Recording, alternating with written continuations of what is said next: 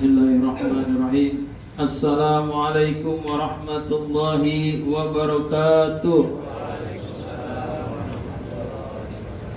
Alhamdulillahi rabbil alamin. Allahumma salli ala sayyidina Muhammadin wa ala alihi wa sahbihi ajma'in, amma ba'du. Jemaah yang dimuliakan Allah Subhanahu wa taala, seperti biasa di di zuhur hari ini, dari awal Rajab kita sudah memulai pembahasan tentang tarhib Ramadan.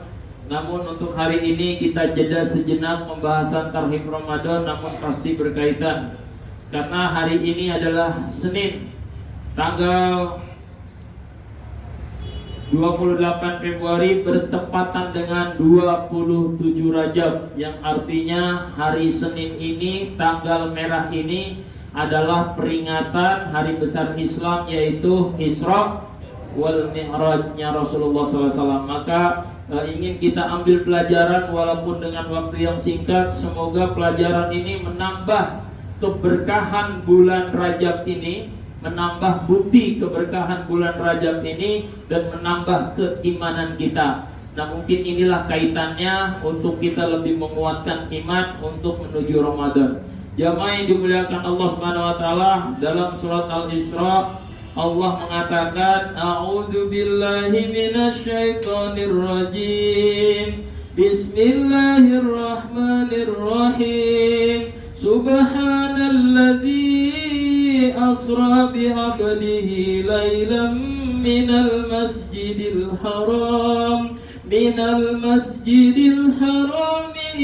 masjidil aqsa alladzi barakna hawlahu linuriyahu min ayatina innahu huwas sami'ul basir.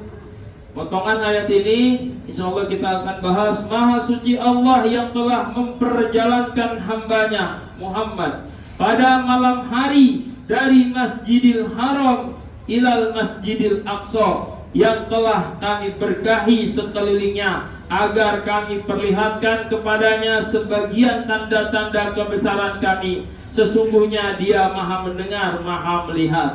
Jamaah yang dimuliakan Allah, ayat ini diawali dengan kata-kata subhana, kata-kata maha suci Allah.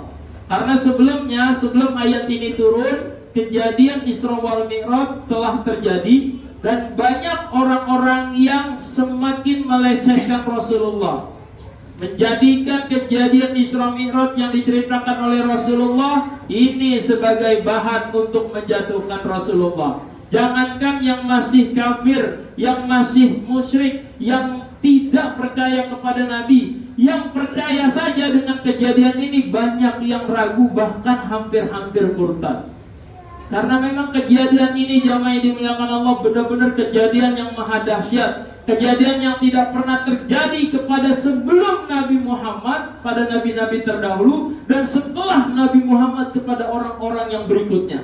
Jadi kejadian ini hanya sekali dan pertama kalinya kepada Rasulullah SAW saja, di mana perjalanan yang sudah sama-sama kita maklumi, perjalanan di malam hari Rasulullah dari Masjidil Haram ke Masjidil Aqsa, dari Mekah ke Palestina. Kalau saya lihat di Google itu 8 jam untuk sekarang naik mobil dengan perjalanan tol.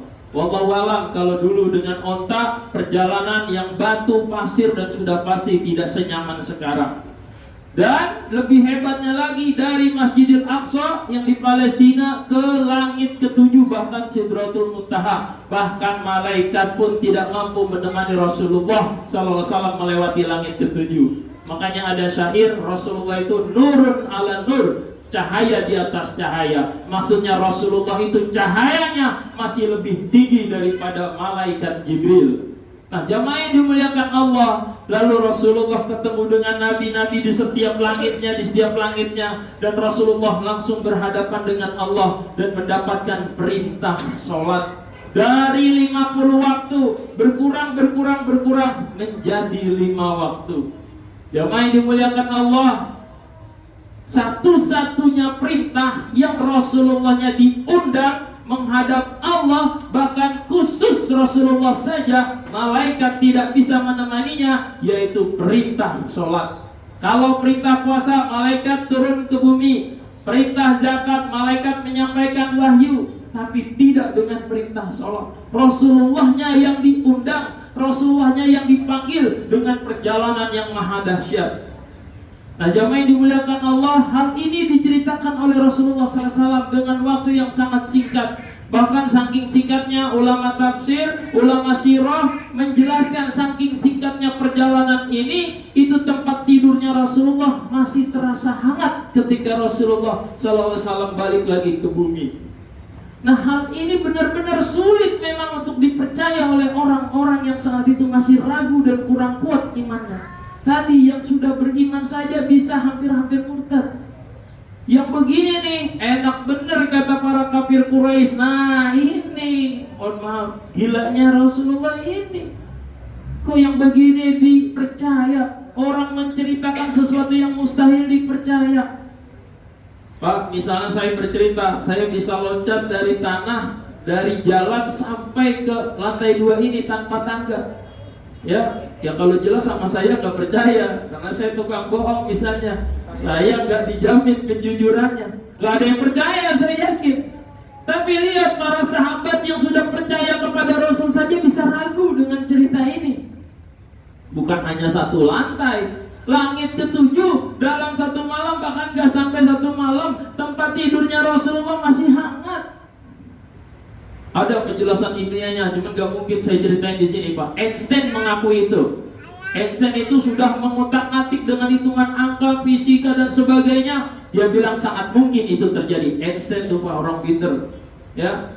Nah, jamaah yang dimuliakan Allah, yang saya ingin angkat, Allah menggunakan kata subhana. Kata-kata subhanallah ini, maha suci Allah ini punya dua makna. Makna yang pertama adalah Allah itu suci dari segala kesyirikan. Allah itu suci dari segala persekutuannya. Allah ya Allah, Allahu Ahad, Allah ya Esa, Allahu la ilaha illahu. Allah itu tidak ada Tuhan selain Dia. Jadi Allah itu ya Allah sendiri, satu-satunya yang tidak butuh sekutu apapun. Jadi Allah itu murni ya Allah saja. Makanya kalau ada orang mau jual bensin murni misalnya, itu bensin tanpa campuran, emas murni, benar-benar emas. Jadi benar-benar suci Allah itu dari segala persekutuan selainnya. Yang kedua, makna Allah Maha Suci adalah Allah suci dari segala perbuatannya yang salah. Gak pernah salah Allah dalam berbuat. Allah suci dari segala kezaliman. Allah tidak pernah zalim kepada makhluknya, kepada hambanya. Sekalipun ketika kita diuji, tak pernah boleh kita meyakini atau memahami Allah itu sedang zalim. Tidak, jamaah yang dimuliakan Allah, Maha Suci Allah. Salah satunya dijelaskan dengan kejadian Isra Mi'raj, itu tidak pernah bohong untuk menakdirkan Rasulullah Isra Mi'raj. Rasulullah, Allah tidak pernah salah, Allah tidak pernah mustahil dalam menakdirkan segala sesuatu. Kalaupun bagi manusia itu dianggap mustahil. Nah, satu hal pelajaran yang kita bisa ambil, Rasulullah saat itu bercerita sampailah kepada Abu Jahal, Abu Lahab, Abu Sufyan, mungkin kalau ada Abu Gosok saat itu. Wah, di sini udah, kalau begitu Muhammad, beranikah kau menceritakan kejadianmu itu? Tapi kita kumpulkan dulu orang-orang. Termasuk ada Abu Bakar di sana. Akhirnya kumpul orang-orang. Ditanya Rasulullah, ya Muhammad, kalau memang kau benar ke Masjidil Aqsa tadi malam, masa sekarang udah nyampe lagi? Coba ceritakan kepada kami, bagaimanakah keadaan Baitul Maqdis di sana, masjid di sana, kondisi di sana. Pak, Allah punya urusan, Allah juga langsung yang nolongin Rasulullah. Rasulullah pada saat Isra-nya, pada saat ke Masjidil Aqsa-nya, yaitu nggak ada kepentingan untuk memperhatikan tentang Baitul Maqdis, tentang Masjidil Aqsa, jumlah tiangnya, lantainya, bentuknya, kondisinya, nggak memperhatikan itu. Tapi di hadapan orang-orang Arab saat itu, orang-orang Mekah saat itu, langsung Allah tampilkan di hadapannya kondisi Baitul Maqdis seperti Rasulullah sedang ada di sana. Dan ini sering terjadi. Rasulullah kadang dihadapkan dengan keadaan padang mahsyar.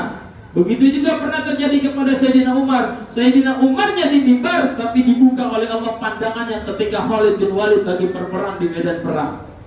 Dan itu sangat mungkin terjadi. Makanya untuk wali-wali Allah yang seperti itu, saya sangat percaya, sangat mungkin itu terjadi. Nah, akhirnya Rasulullah dengan enak menceritakan Baitul Maqdis tiangnya jumlahnya segini, kondisinya begini, temboknya begini. Itu ada orang-orang yang baru pulang dari sana membenarkan. Makanya Abu Bakar As-Siddiq, "Hai Abu Bakar," kata orang kafir Quraisy itu, "engkau masih percaya sama Muhammad yang katanya ke langit tadi malam terus sekarang balik lagi?" Abu Bakar dengan lantang mengatakan, "Wahai Abu Jahal, seandainya Rasulullah bercerita lebih dari itu pun, kalau datangnya dari Rasulullah, aku percaya." Tuh Sayyidina Abu Bakar. Abu Bakar simpel Pak, bukan hanya keimanan tapi juga rasionalnya. Jadi rasional dengan keimanan itu gak bisa dipisahkan.